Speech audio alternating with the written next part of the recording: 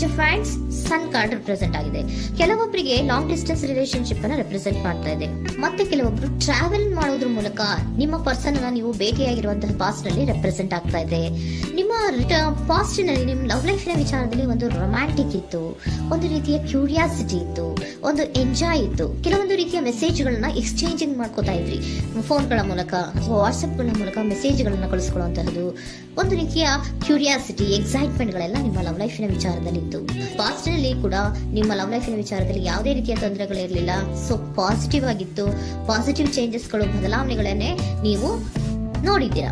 ಯಾವುದೇ ರೀತಿಯ ತೊಂದರೆಗಳೇನು, ಜಗಳಗಳೇನು ಇಲ್ಲದೆ ಇರುವಂತಹದ್ದು ರೆಪ್ರೆಸೆಂಟ್ ಆಗ್ತಾ ಇದೆ. ಅದೇ ಪ್ರೆಸೆಂಟ್ ಸಿಚುಯೇಷನ್ ಹೇಗಿದೆ? ಈಗಿನ ಸಿಚುಯೇಷನ್ ಕೂಡ ಸೆಕ್ಯೂರ್ ಆಗಿರುವಂತಹದ್ದು.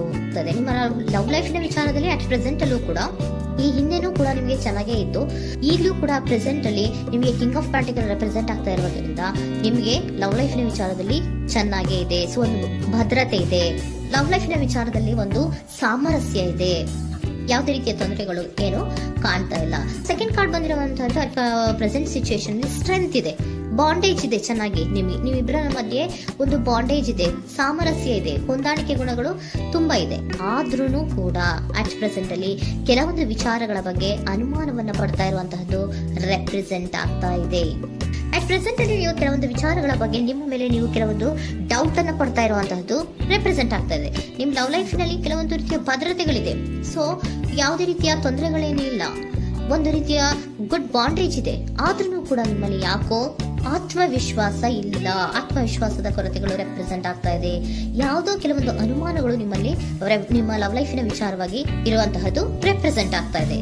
ಏನಾದ್ರೂ ತೊಂದರೆ ಆಗ್ತಾ ಇದೆಯಾ, ನನ್ನ ಲವ್ ಲೈಫಿನ ವಿಚಾರವಾಗಿ ಏನಾದ್ರೂ ತೊಂದರೆ ಆಗ್ತಾ ಇದೆಯಾ ಅಂತ ನಿಮ್ಮಲ್ಲಿ ನೀವು ಅನುಮಾನವನ್ನ ಪಡ್ತಾ ಇರುವಂತಹದ್ದು ರೆಪ್ರೆಸೆಂಟ್ ಆಗ್ತಾ ಇದೆ. ಫ್ಯೂಚರಿನ ಬಗ್ಗೆ ಹೇಳೋದಾದ್ರೆ ಕ್ವೀನ್ ಆಫ್ ಪ್ಯಾಂಟಿಕಲ್ಸ್ ಬಂದಿದೆ. ಕ್ವೀನ್ ಆಫ್ ಪ್ಯಾಂಟಿಕಲ್ಸ್ ಬಂದಿರುವಂತಹದ್ದೇನು, ಒಂದು ರೀತಿಯ ಪೋಷಣೆಯನ್ನ ಮಾಡುವಂತಹದ್ದು ರೆಪ್ರೆಸೆಂಟ್ ಆಗ್ತಾ ಇದೆ.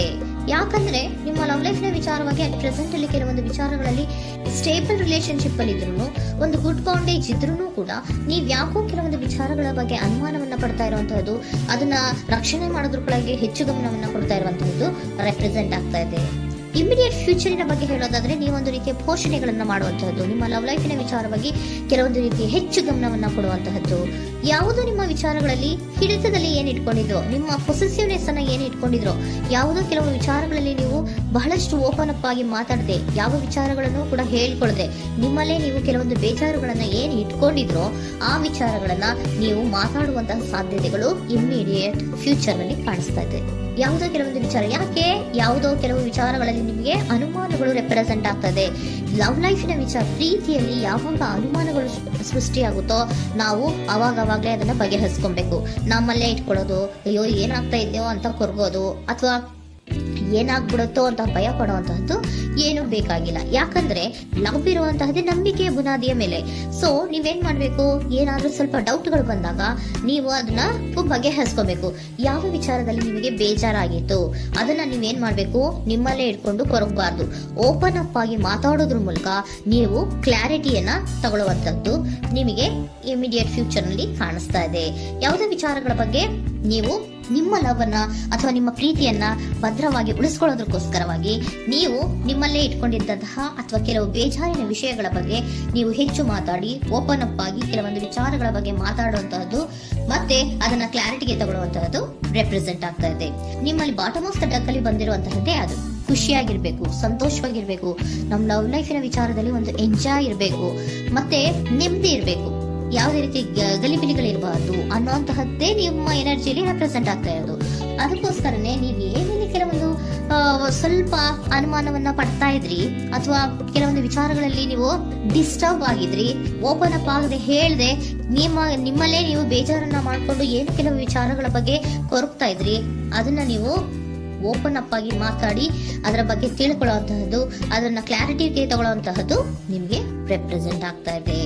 ಪಾಸ್ಟ್ ನಲ್ಲಿ ನಿಮ್ಗೆ ತುಂಬಾನೇ ಚೆನ್ನಾಗಿತ್ತು, ಅಟ್ ಪ್ರೆಸೆಂಟ್ ನಲ್ಲೂ ತುಂಬಾನೇ ಚೆನ್ನಾಗಿದೆ.